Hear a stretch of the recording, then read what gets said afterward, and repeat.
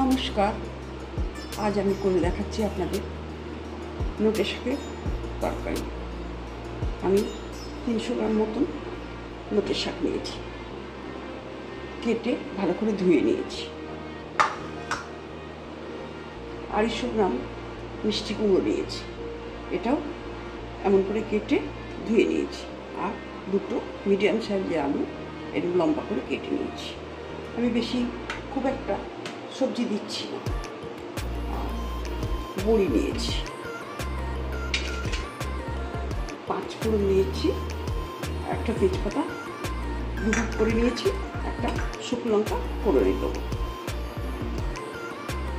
হলুদ আর চিনিটা আপনাদের মতো করে দেবেন, যেমন খান তেমন।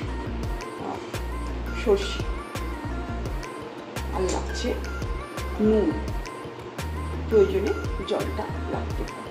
একটা কাঁচা লঙ্কা নিয়েছি। দেখুন আমি কেমনভাবে রান্নাটা করছি। আমি গ্যাস অন করে কড়াইটা চাপিয়ে দিয়েছি। এবার দিচ্ছি এতে সর্ষের তেল। এটা সম্পূর্ণ সর্ষের তেলেই আমি রান্নাটা করব।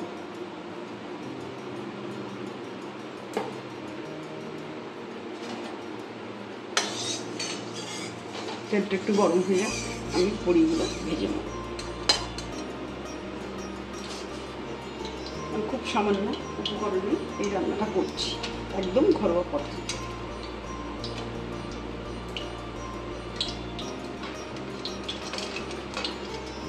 তেলটা গরম হয়ে এসছে, বড়িগুলো ছেড়ে দিচ্ছি।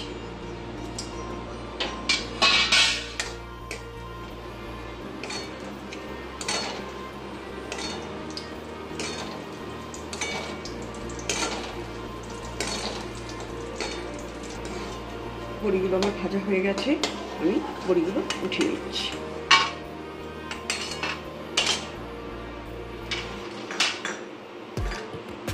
আমি ওই তেলে শুকনো লঙ্কাটা ফোড়ন দিচ্ছি, একটা শুকনো লঙ্কা ফোড়ন দিচ্ছি, আর দিচ্ছি 5 ফোড়ন, তেজপাতা ফোড়ন দিচ্ছি। এবার আমি আলুগুলো ছেড়ে দিচ্ছি।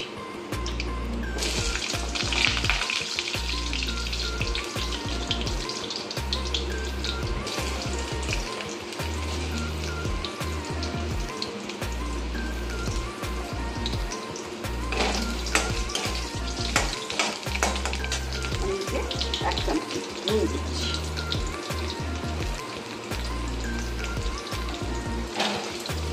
এবার আমি এতে কুমড়োগুলো ছেড়ে দেবো।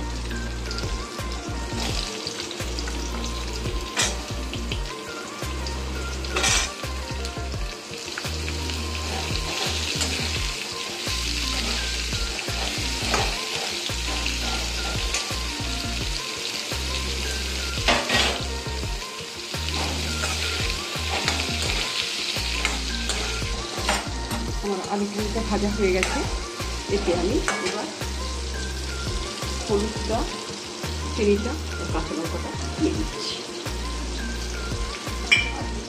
আমি 1 চামচ নুন দিয়েছিলাম, আরও সামান্য দিচ্ছি, 1/2 চামচ নুন দিচ্ছি। আপনারা আপনাদের স্বাদ মতো নুনটা দেবেন।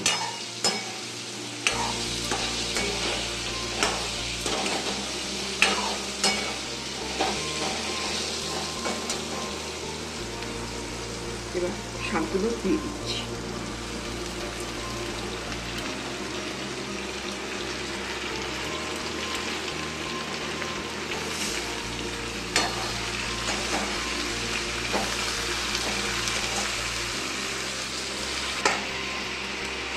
তরকারিটা আমার কষানো হয়ে গেছে, এবার আমি সর্ষেটা দিয়ে দেবো। বলা হয়নি সর্ষের সঙ্গে একটা কাঁচা লঙ্কা বাটা আছে, আমি তাহলে সর্ষেটা দিয়ে দিচ্ছি। এবার একটু সময় জেলে ঢাকা দেবো, যাতে সবজিগুলো সুসিদ্ধ হয়ে যায়। রান্নাটা আমার হয়ে গেছে, এবার আমি বড়িগুলো দিয়ে দিচ্ছি।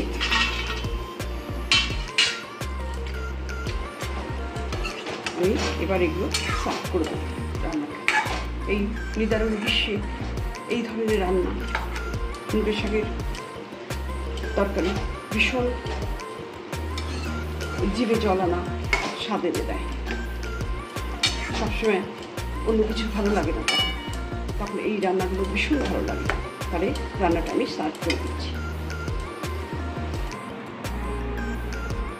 তাহলে দেখলে আমি কেমনভাবে রান্নাটা করেছি। এইভাবে করবে এবং নিজেরা করে খাবেন এবং সবাইকে শেয়ার করবেন, তারাও যেন এইভাবে করে খায়। এই রান্নাটা নিরামিষ সবাই খেতে পারে এবং রুচি ফিরিয়ে আনে। তাহলে এইভাবে করে খাবে। আপনারা প্রথম থেকে শেষ অবধি ভিডিওটা দেখার জন্য আপনাদের অজস্র ধন্যবাদ। নমস্কার।